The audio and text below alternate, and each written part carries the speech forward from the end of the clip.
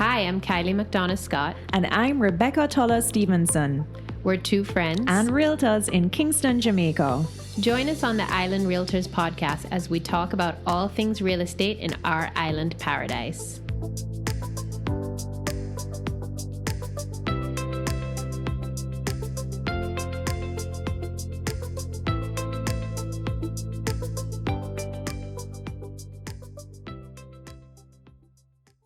Welcome to another episode of the Island Realtors podcast and YouTube series. I'm Kylie McDonough-Scott. And I'm Rebecca Tolla Stevenson. Buying real estate is one of the most trusted ways to generate wealth for you and your family. Many persons have made their fortunes in real estate, but creating a solid real estate portfolio is an art form. It takes skill. It's a lot like playing Monopoly. I have learned so much from conversing with our guest today, Dr. David Lowe. Dr. Lowe holds a PhD in corporate finance and is a seasoned real estate investor. I admire him so much for his savvy, non-emotional, dollars and cents approach to investing in bricks and mortar. Welcome, David, to our podcast. Thanks, Rebecca. Happy to be here. I love how you introduce him as non-emotional because, I mean, it could not be more accurate. Well, when it comes to buying real estate. But it's true. You have so many clients who get so tied and attached. And I mean, we don't know each other that well, but the little that I do know of you, you're like, all right, don't suit me anymore. Sell it, buy it, whatever. We're moving on. You know your stuff when it comes to real estate. Well, that's probably one of the best openings about real estate and the decision to make an investment, whether it's a long-term investment or a short-term investment or whatever the motivation is. Emotions can be one of the best things. It can also be one of the worst things. It's true. Mm-hmm. And if you're on the wrong side of the transaction with emotion working for you, well, we've seen enough examples. Mm-hmm. Overpay, don't sell when the time is right, hanging on to it. You've come into all of our lives through real estate. You've done a lot of transactions with a couple Coldwell Banker agents. I don't think I've done one with you, but I'm going to catch you. I'm still trying. I'm going to catch you. And we've all shown you some property at some point in time. And you look and you just the other day, remember I showed you a property and you were looking and, you evaluate and you ask all the right questions and then you ask the questions back ways and go again. You have a PhD in corporate finance. So obviously you're really, really good with numbers. Why do you like real estate? Well, one of the simplest things to sort of put it in context is that I've been exposed to real estate probably my entire life.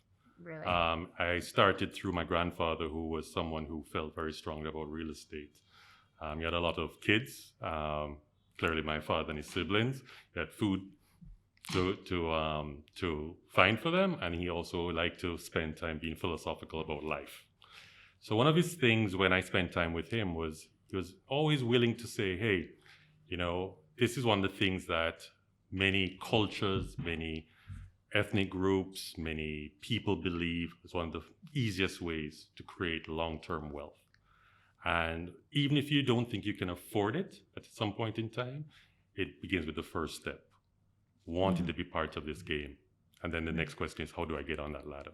That's right. So the truth is, since then, I've had the ability to have some great mentors. That's the second thing. Mm-hmm. I've had other mentors who've still very close and dear to me who, many of them are, they bought property and they've never sold it from the day I've met them. Mm-hmm. So you have those types of investors who are just, they don't believe in selling. They don't. Yeah. So you're on an island and you basically have finite resources. And you accumulate more.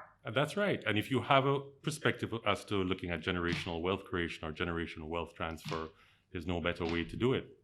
So that's the second aspect. The third thing is that I got into it with my first purchase just after university. Wow.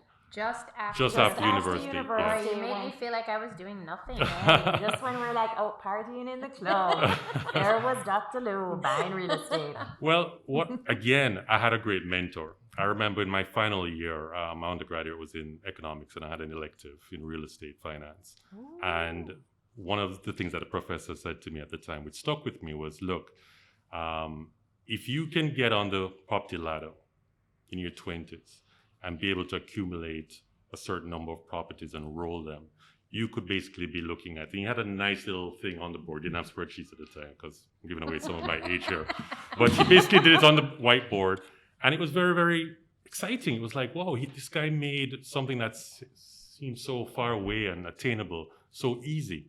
And of course, I went to school in the United States, so the environment there was a lot different. Interest rates would have been lower, bigger market and dynamics. Easy credit too. Easy all of that credit. stuff, yeah.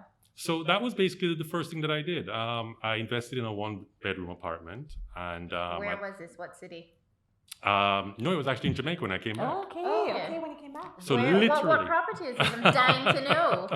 well, I'll tell you, the Seville, just around the corner from here. I love that. I love That it. was my first. It's classy. It's still a property that people go after all the time. I guess it's Yeah. kind of timeless. It is. And you know what was funny about it at the time? I didn't have the type of perspective I have now, but there was a little bit of a gut instinct. You know, this corridor, Lady Musgrave, wasn't as developed as it is now, but what it certainly was an emerging environment. You knew that you had Vale Royal around the corner, you had Jamaica House there, you had a nice corridor going into Upper St. Andrew. Lashushan did not exist. Did not exist. Oh, this was a long time. So Right. You were So- forward thinking for sure. And I got lucky, to be honest with you.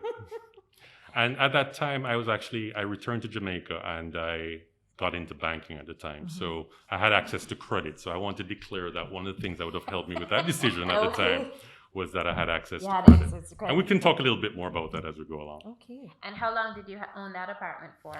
That apartment I owned probably 5 years, probably. Not And long did at you all. feel like nervous to sell it? Because I mean, I have a piece of real estate that was my first ever purchase, and I don't know if I could ever sell it. Well, here's what happened, and I'm going to answer it with two responses. The first thing is I still have an emotional attachment to it. So even as I speak about It's true. it, You talk. I love looking at your eyes now. yeah, I do. And every time I drive past, I think of it in that way. To be Oh, honest with you, That's so Yeah. sweet. So I have to ask, what is it that you look for in an investment property or a piece of real estate? Okay, well, I have evolved as an investor over time. So if I were to answer the question in an absolute way generally, I would say the ability to decide whether I'm going to have it as a hold, right? To hold it? And then to define how long. Mm-hmm.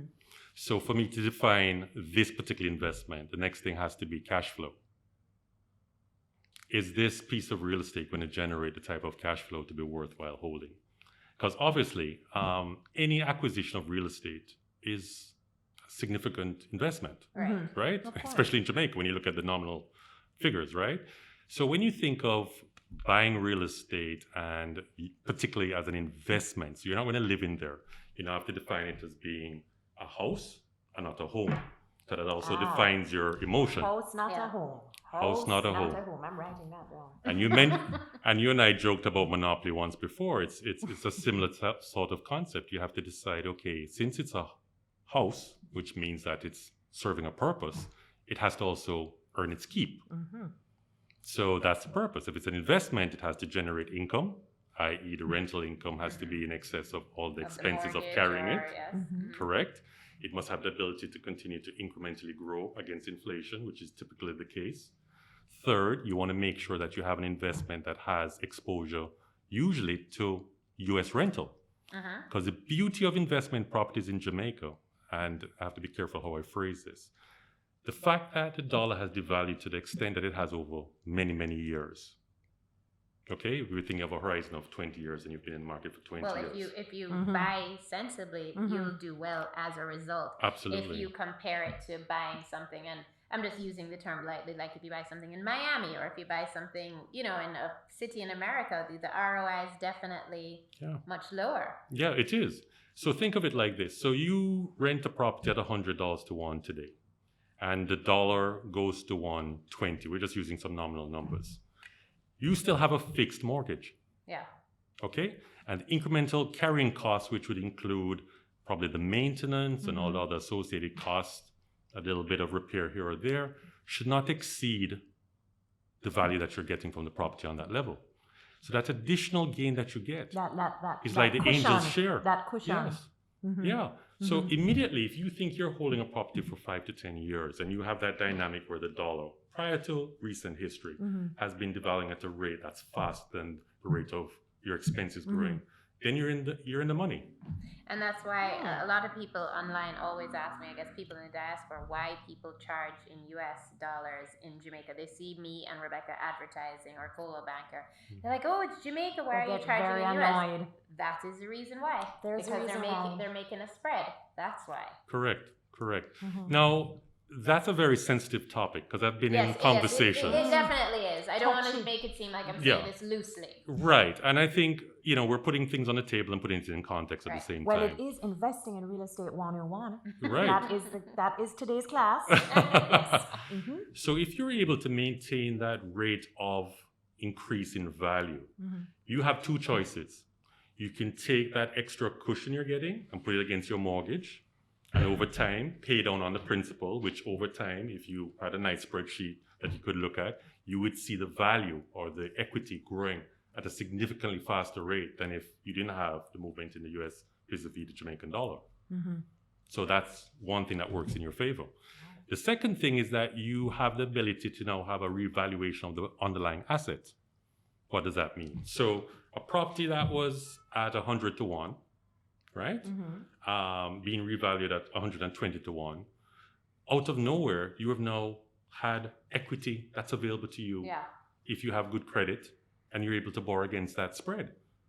So if you have that growth that comes just casually, just by the dollar moving in one direction, you can now find an opportunity to take that cash off the table and then use it to leverage something else. And that's really how investment game in real estate really works. You guys listening? I hope everybody has their notes out, Okay. No, I'm not professing to be an expert. I'm not saying that it works every time, but I'm just saying it's a practical conversation that one has to have. So your Seville apartment, back to the first baby purchase, was that an apartment that you lived in, or did you buy that solely for investment purposes? Good question. So at the time, I was thinking that it was both, but then I had to remind myself that an investment has to earn money. Do you remember what you paid for it? Yes, it was approximately. First purchase. It was just over $1 million. Just about. Jamaican dollars. Do we dare ask what year this was? We don't even know. It was No, we can say that offline, and then I'd be very happy to share that with you. And then you sold it obviously 5 years later for a profit. Did you buy it off plan? Yes. Okay, so you see. Who was the developer? Do you remember? I'll remember and come back to you. Okay. But I can say we just had Carl Tuller from Chemtech on our podcast talking about new builds and that really is so true. When you buy pre-construction, you do win. Yeah, don't you you do win. There's one thing I want to say about new construction or buying off the plan. Now, I've had the benefit and the opportunity to live overseas and also participate in the markets overseas. And what I've found is that when you consider a off the plan or a pre-construction discount, it usually is more aggressive than I've found in Jamaica. And I'm not saying that that's a criticism, it's an observation. And the facts are typically pre-construction was supposed to do two things. Give the builder or the construction team the ability to use the cash flow from that if you were able to come in early and or be able to have better terms with the banks or the financing entity and therefore pass it on to you, or give you an opportunity to participate because you're also showing confidence in the project, all of which works for everyone. So you get a discount. So it works for everyone.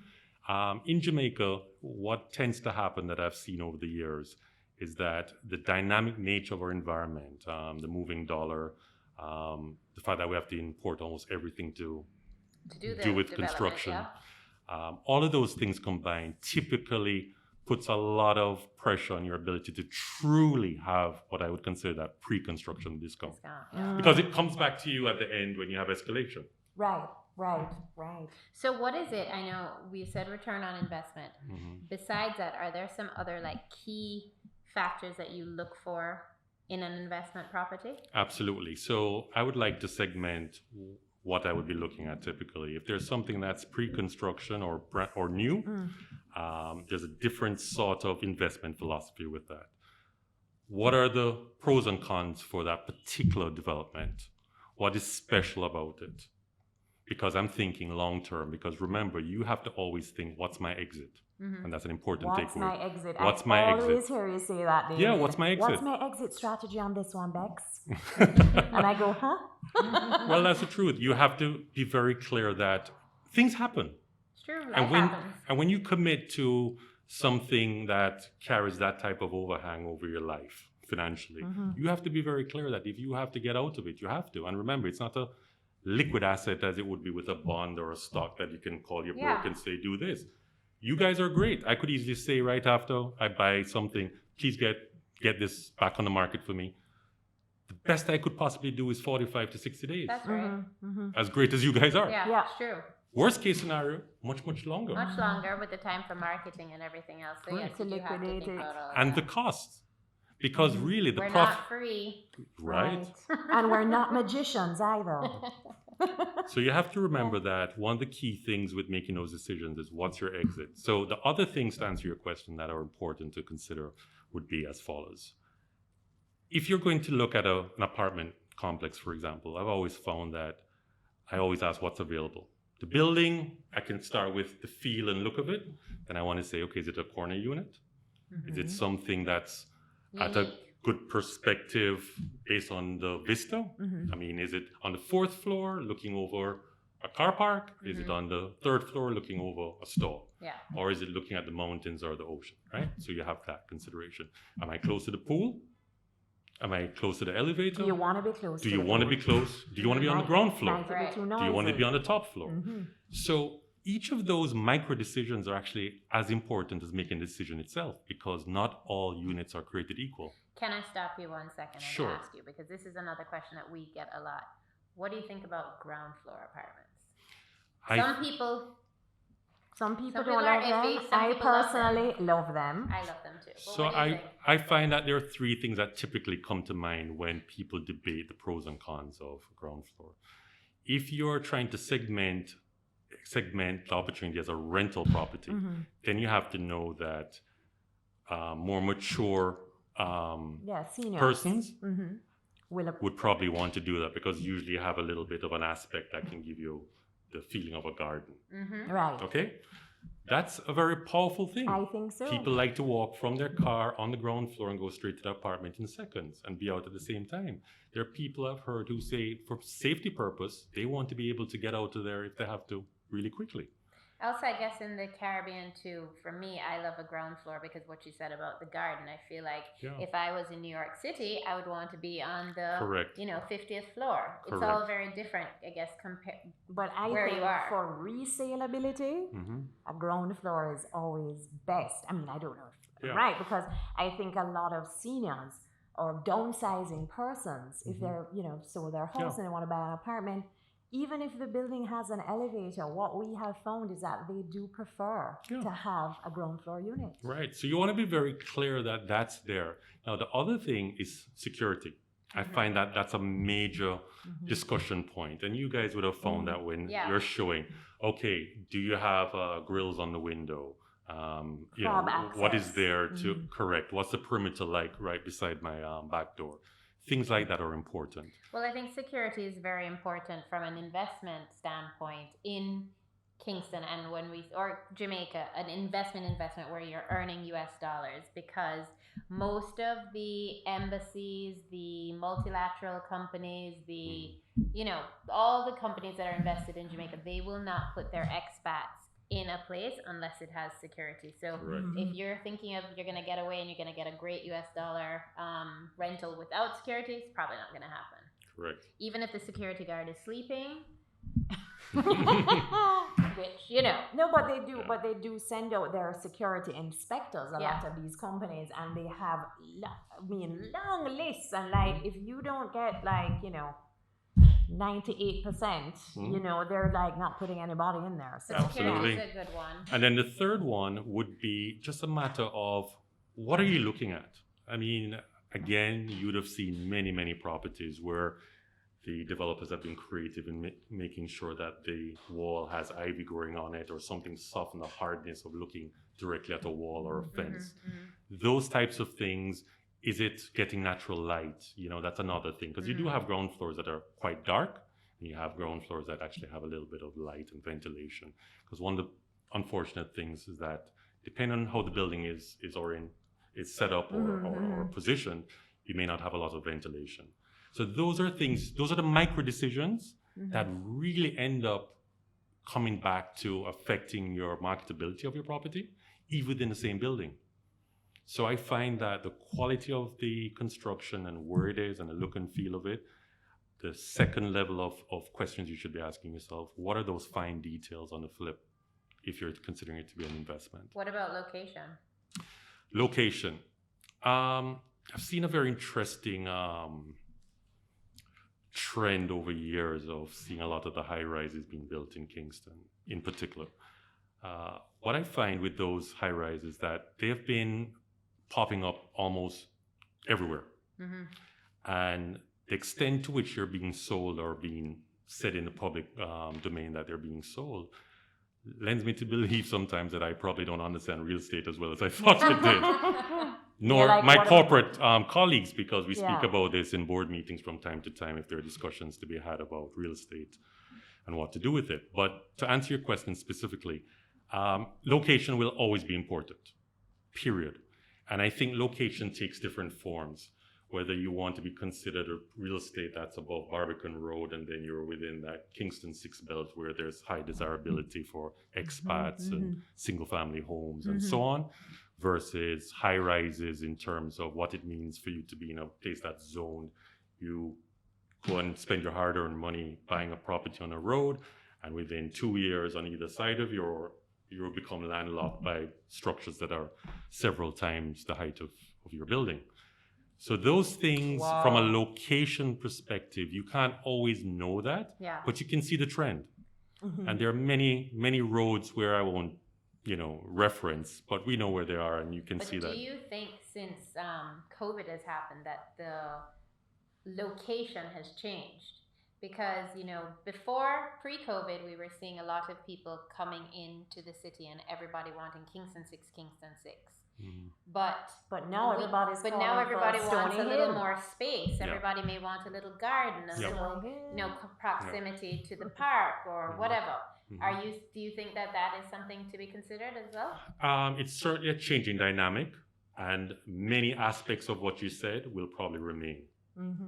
I think there's going to be a lot of, modification of behavior and desirability when it comes to high density. And again, I'm saying that as a personal opinion. I'm not trying to say that it's bad if somebody still continues to build high density structures, but I suspect that people are going to be less eager to be in spaces that are high density.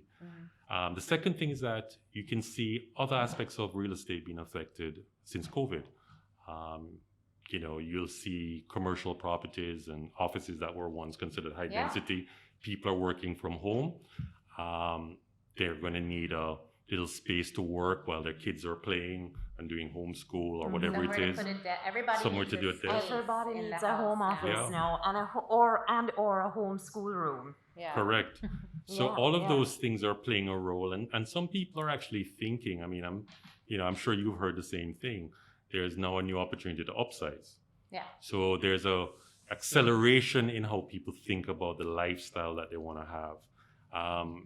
Rebecca, you and I, we spoke recently about what's going on in the US. And I shared with you that colleagues of mine who are, seasoned investors in New York real estate have seen people leaving the city, going to Florida, I never thought and going upstate. Dreams that everybody would be leaving New York City. Yeah, it's amazing. They just want space. They just want space.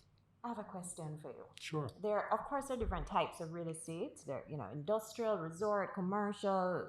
Is there a particular type of property, genre you like to buy, or do you like to have a mix, all the time, or? What's your approach to that? Okay, so let me start by saying personal versus corporate. So separate the two roles that or perspectives that I have. Personally, it always comes down to the math. Comes down to the numbers. Non-emotional. It comes down to the math. If If the numbers it's- don't crunch, If they you don't, walk it's just away. that simple, right? Because here's the Yeah, thing. yeah. You can start by saying, okay, here's my affordability index, right? I can get access to credit to the tune of 60%, 70%, whatever it is. Then I have to consider what it is that I'm putting up against it, and then what the cash flows are, and what are the risks for vacancy. Because a lot of people don't think about that as an investment the consideration. risk for vacancy. What risk for happens when your vacancy. apartment is empty? And people typically think that, okay, they will play the numbers and say that they're going to rent within 2 to 3 months of closing. That happens many times. Yes. And then Sometimes it doesn't. happen, yeah. And then you have another dynamic that takes place, which is how do you consider your positioning if you're in residential exposure versus commercial exposure now? You said industrial, that's also changing. And you also said resort, because I know that That's also I've changing. read That's that is also changing. changing too. So I don't think the rules have significantly changed, but there are certain aspects of the rules that have changed. So back to your question, is there a particular type that I like? I think I would probably say that the one that I understand best is residential, followed by commercial. And people always need to live somewhere, Mm-hmm. They always do. Mhm. right? So it's either going to be rented or you Yeah. own it. Yeah. So that doesn't change. It's just Thanks what is for the quality. keeping us in business, guys. Yeah. Mm-hmm. So, the idea of flipping houses is something that we see all the time. TV, Yes. we hear about it. HGTV, Flip HGTV This has made House, it- Property Brothers, is that the other? Can we flip property in Jamaica? Yes, but Yes. Big butt. But. Okay, big butt there. in my limited purview, I would say that the opportunity to flip houses is real, right? It starts with a very simple thing. What do you acquire it for? What's your starting point? The profit is in the buy. The profit is always in the buy. What do you In get the it for buy. below in the buy? What In do you the get it buy. below in the so buy? the profit is in the buy. We're coming up with some lovely quotes that we're going to pull out from today. The profit is in the buy. Know your exit strategy. But the profit is in the buy, meaning what you pay for it What you pay is for it. of paramount importance. Absolutely. Okay. So here's the thing. I've heard folks say, hey, I'm getting this great property and I'm buying it for X, and X is the market value, and it's only going to go up. Fair enough. When? How long is it going to take to do that? Versus someone coming to you and say, hey, I'm getting this great property, I'm getting it for X minus 10. Then that should be exciting. Because here's the thing about flipping properties. You have two types of flips. One is less likely to happen in Jamaica because of transaction costs. Right. Mhm. So the danger of watching HGTV and all these other programs that is they that don't have the those cost of costs. transaction, Yeah. and you can close and be out of a home in 30 days, Yeah. right? It's different here. In Jamaica, it's different. So your flip consideration is going to be based on, okay, what is it that you're buying that you expect to flip? If you're going to do a 30-day, 90-day turnaround, That's pretty much impossible. it's pretty much impossible. Yeah. So that flip is out of the question. If you're speaking of a 12-month horizon where you're acquiring a property that is in existence, it's hopefully under 10 years, Mhm. you're getting it at a reasonable value below market. Right. There's renovation Below the work to be market done value, but not necessarily the for sale value, but below market below value. the market value. Then your upside, theoretically, is that difference. Mhm. And not only that, you have to consider whether you're using your own cash or you're getting it from a bank. So there's a term that banks will use all the time, which is loan to value. Mm-hmm. And you have to be very clear that if you're already acquiring something at 10, 15% below market value, which is if you can justify that, and then you're able to pick up some points below that, by the time you reinvest, which is something I want to speak about quickly, you have to be out of that property within a time frame to be able to go and generate that return. And remember, you're netting out your return on your transaction costs when you sell. Mhm. The cash that you're putting into the building, Mhm. time it's going to take you, and all the carrying costs associated And with also that. the mortgage cost, because if you're purchasing with a mortgage and then when you pay it off, Mm-hmm. or close that loan, are there penalties? Depending on the institution. The truth is, we've been very fortunate to see the evolution of financial institutions over the last 10 years, not only in coming down with interest rates, but the way in which they engage investors or even clients. And remember, a first-time mortgage seeker may not have the opportunity to go and speak to their friendly banker and declare that's what they want to do. Right. Caught up sometimes when they think of, hey, I got this great property, I'm going to do a renovation and flip it.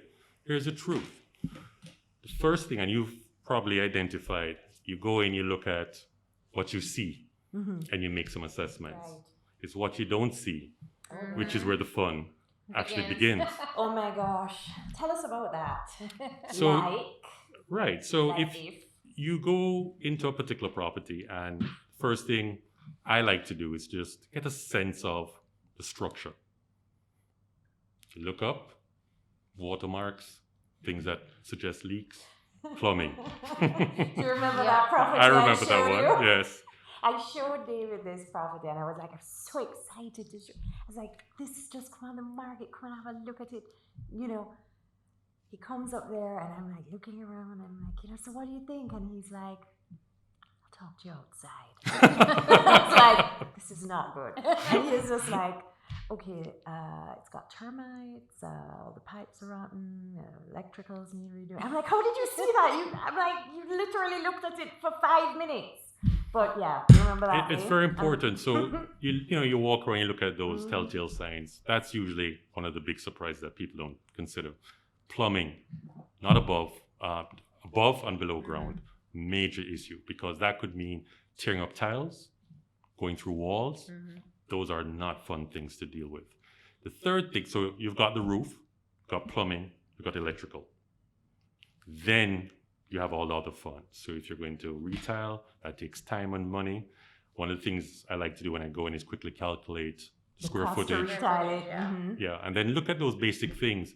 And the value, when you speak of flipping or buying any property, the appeal is usually in two places. And you both can, I stand corrected by both of you. The kitchen and the bathroom. Absolutely. Every time. Every time. Bathroom cell houses. Yeah, because it's where you spend so much of your time. Yeah, and that's your You wanna make showpiece sure too. It's really nice That's your showpiece. and not nasty. Right. So how do you know when it's time to sell a property? There are lots of telltale signs. So the first thing is what purpose it's serving in the portfolio. If we can agree that the two reasons why anybody should be investing in property is because first they want to get a capital gain at some point, and or they should be maintaining some rental yield that is able to cover their fixed cost. So if you have a mortgage of 7%, you should really be earning as close as possible to 7% to just break even. Okay? Then you have the issue of sunk cost. Everybody who invests should be thinking that if you have the benefit of capital appreciation over time, don't go and spend that extra money on a fun time. The money you earn from that investment should be tied to that investment. Put it back in the house. Put it aside, keep it there for two reasons. One, if you have a vacancy, you need to be able to draw down on that money. And second, if you have a surprise event, and what I call a surprise event, we just went through a couple months ago one of the longest periods of rain. Oh my gosh. And that's a perfect example. It's so funny. I mean, even some newly constructed places that I've had for clients that are empty, after showing those places after the rain, leaks, this and that. But that was unprecedented. Single person had at least one drip. Yeah. Yes. In And that that's a 45 perfect days. example. So if you multiply that by the number of investments that one may hold, it's not exciting, right? It adds up. So back to your question specifically. So what are the other telltale signs? So is my yield falling? Okay. Yeah. That's number one. Number two is my value stalled, or has it become stalled? What does that mean? It means that you do your research online, you see similar comps in the actual building, similar comps outside of the building, and you see that there's a stabilization or even a regression in pricing. That should be a telltale that you need to start positioning what you're doing. And that's assuming that your motivation is that it's truly an investment. Now, you'll have other people who are investors who say, that's fine. They'll have their place locked up. It's for my children and grandchildren. I hate when people say they have it locked up. Houses are meant to be lived in. Yeah. Like, and they get very defensive and they say, I don't need to rent it now. I can just lock it up. Yeah. It's Right. like, come Very on, Jamaican man. thing to say. And- Drives me crazy. And then there are two other things quickly. One has to do with your ability to actually achieve a capital gain much faster than you would have if you held it. Mhm. So here's a case in point. You bought an investment that was $100 and you expected to sell it in the future at 130. Someone makes an offer at 120 2 years after buying it. Yes, you can assume that the market is just growing and doing well and booming, but you could actually be strategic and say, let me pull this capital gain right now and put it into something that I couldn't afford before or something that's more Right, desirable. Right. And you should also be thinking, how long do I want to hold that particular For property in $10, that space? for 10 more For $10. Because Mhm. remember, your rental income Mhm. and the difference between your rental income and your fixed costs for the normal bear, right? And when I say the normal bear, the person who has a 70%, 70-30 mix of loan to value. Mhm. That person is going to be thinking, boy, I'm netting the equivalent of 20,000 Jamaican dollars for the next 2 years. And you can gain 10 years of accrued earnings in a shorter period of time. Yeah. Then theoretically, for the right property at the right price, you can take that gain and put it as part of your equity contribution towards that more desirable property. And the issue is understanding the carrying cost of each property that you hold is Right. critical Mhm. because some properties are going to become more expensive with time to maintain than others.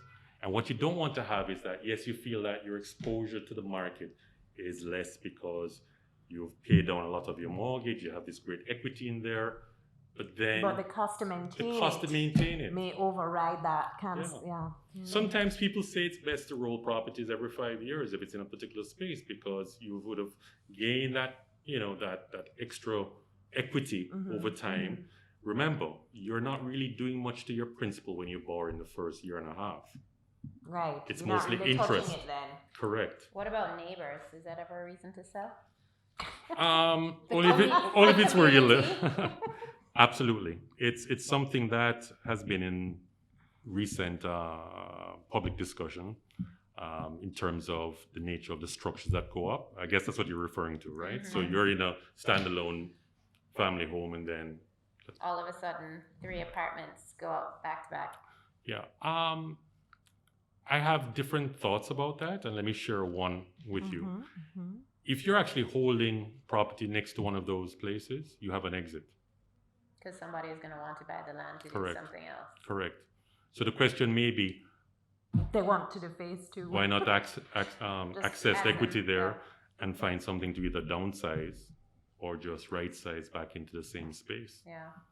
So that's one thing. And then you can see the trends happening. I mean, once there's a structure that goes up on that road, chances are in 5 years you could have further changing of the look. What about when a strata starts to, go down? Like you start noticing little things, and do you think, well, maybe I'll jump on the executive committee and try and save the day? Or do you think, the strata's going down, I'm not going down this ship, time to sell? Yeah. What's your thought on that? On strata? Right. Well, my first reaction is if you're a homeowner, you should really participate in one way or another, even if you're not an executive. So that's the first thing. That's what investment should call for. You have to be attached to it. You can't just have this casual, okay, this thing's going to work for me, and then I'm just upset with everybody else. It's a job. It's a job. Mm-hmm. And it's your responsibility. Investing is a job and a responsibility. It's a responsibility because that's you protecting Your investment. your investment. So the flip side of that is that if you don't have the time or you're living overseas and you have this remote relationship with your investment, then certainly have somebody who can represent your interest. That's the second approach. Then the third approach is that if you don't have the ability to do either of those two things, then you have to consider how much more risk do you want to carry if you don't have confidence in the persons who are running the strata.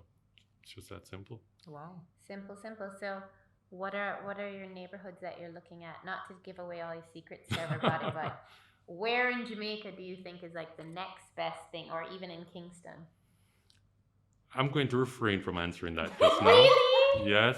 Well, I was going to say... We can probably speak about some thoughts offline. He's going to want to talk about I that. have one that Tell me. I kind of I look at. no, I don't think that's my phone. I didn't Oh turn my it gosh, off. go and get it. Go Oh on. my goodness, what is it? Could be money No, calling. it's okay. It's okay. I have one. I think Grant's pen is kind of interesting. Am I strange for thinking that? No, No. From not a at commercial all. standpoint. From a commercial perspective. Not Yeah. at all. I don't No, think no, so. it's not. It's not. I think that the entire corridor is changing around that area. Determined. Uh, I'm going to turn it off in the meantime. sure. Carry on, carry on. No, I think real estate has an interesting aspect to it. Something that could have been considered a joke or a waste of time or waste of money just based on what we believe we know now can easily turn around in a couple of years. You think about certain locations around the country where if you're only looking at it from one perspective, then you're limited by that one perspective. Case in point, you define what the use could be, commercial. Mm-hmm. If you said, hey, let's go and put some luxury apartments there, then we'd have to say, maybe not so much, right? But the fact is, if you're clear on what you feel that the changing dynamics of what's going to be there, the cost of real estate may be less expensive there vis-a-vis other areas, that could be a plus. What's the value proposition is what you have to ask yourself. I also think Stony Hill is another area that is very underrated. That I've been preaching Stony Hill for years. in the next couple of years, people will look at more. I mean, I think the whole thing with the traffic was such a sore game point changer for many people. But now that that's gone and people are looking for more space, Yeah. I don't know, just my 2 cents. No, it's a game changer for sure. It is. Well, I wanted to say, what would you say to someone who wants to invest in real estate but doesn't know the first thing about it other than listening to this great episode? How can they get started? I mean, what should they do? There are a couple of things that they need to do. The first thing is to familiarize themselves with the market. Understand what is your objective. So I want to answer it by segmenting the type of person who might be thinking about this for the first time. You can have someone who is just out of school, or they're 5 or so years into their job and they feel stable and they want to invest because they're getting married and starting a family. Do you want to buy a house or a home? So the question is, if you want to do that, it's going to determine what decisions you make around. How do you start to investigate the opportunities? They're the same. You have to buy what you can afford. Question is, how do you know what you can afford? You go to the bank or financial institution, you explain to them what you want to do, and then you work backwards from what you can afford. And then you go and you seek the help of qualified professionals in the space. And that's one of the best things you can actually do. You start to find, you define a relationship with someone. And there's so many great professionals in this space. I mean, I've worked with you guys and your associates, and they should feel comfortable knowing that it's a business, but it's also an advisory.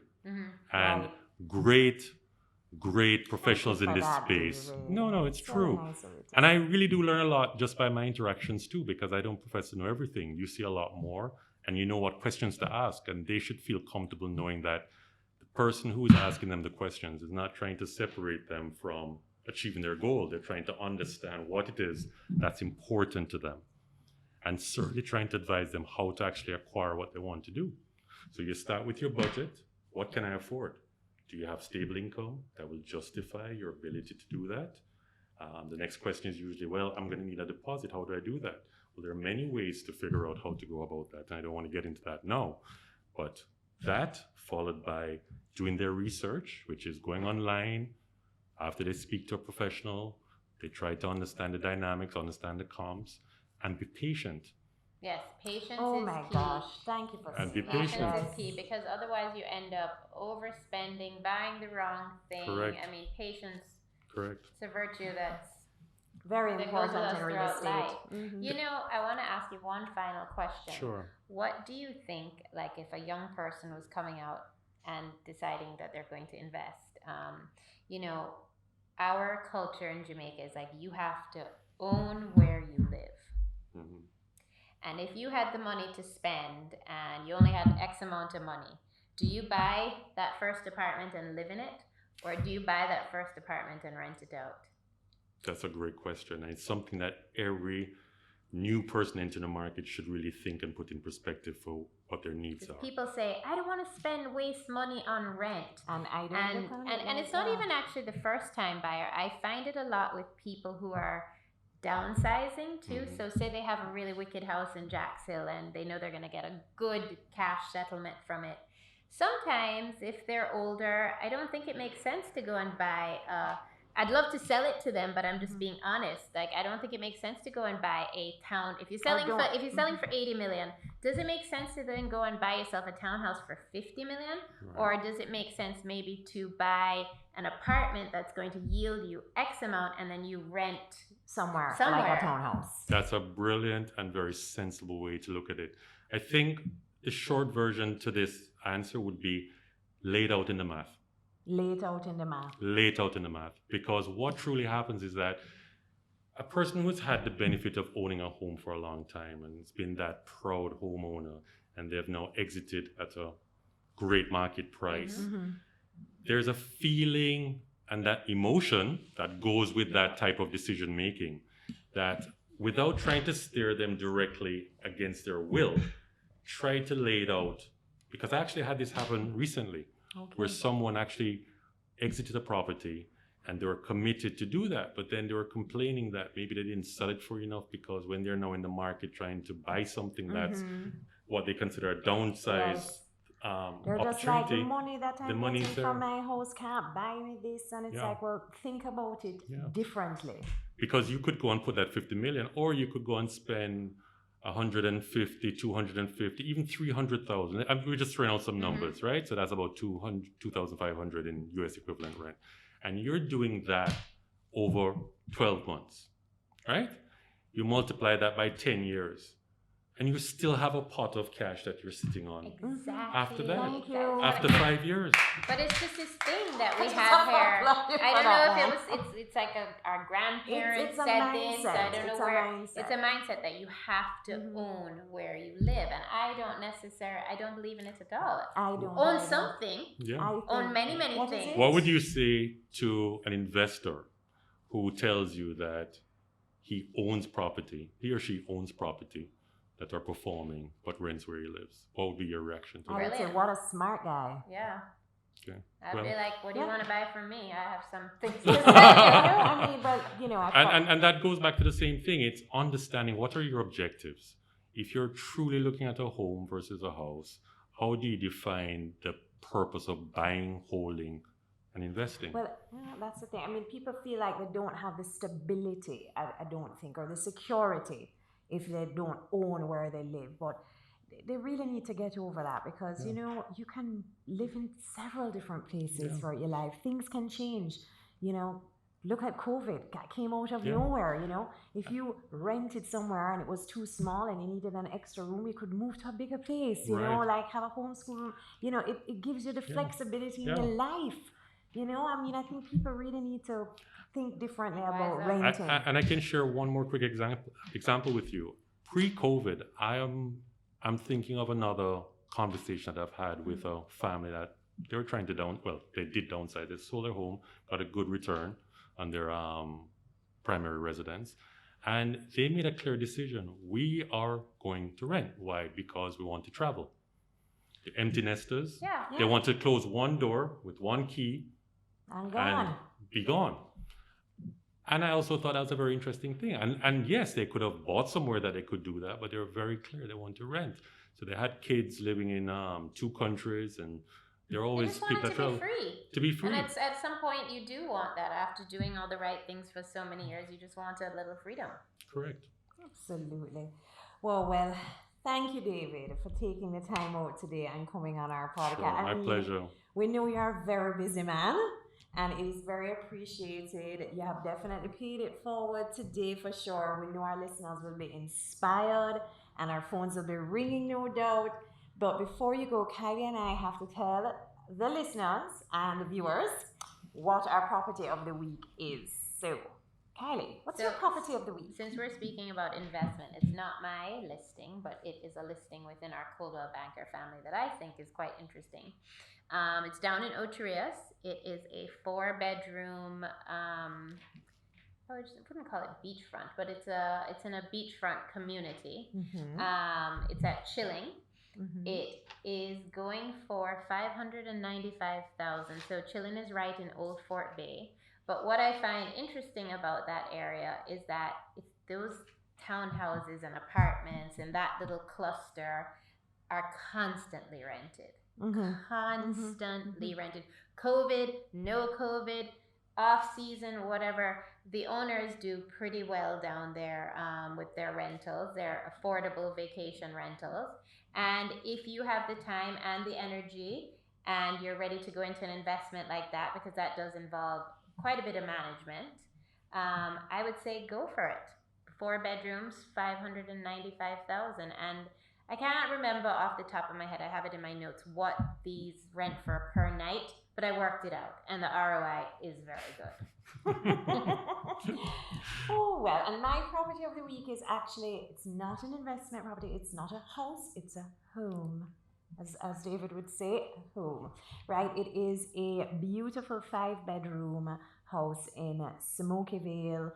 It is just, I can't even tell you how beautiful this house. Very sophisticated with swimming pool, beautiful views, cathedral ceiling. I mean, it's just a beautiful, beautiful house. It's on it for $850,000 US. It is for someone who likes to entertain, and someone with a large family. So give me a call on that. And don't forget to subscribe to our YouTube channel.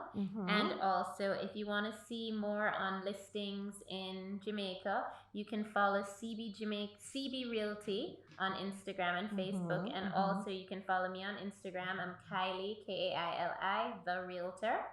And I'm Rebecca Sells Real Estate. And if you have any more investing questions, you can send me a DM and I will be bothering David to get the answers. And I'd like to just take this opportunity to thank you both for inviting me today. It was indeed a pleasure and exciting. And until next time, everybody, stay safe out there. Walk good.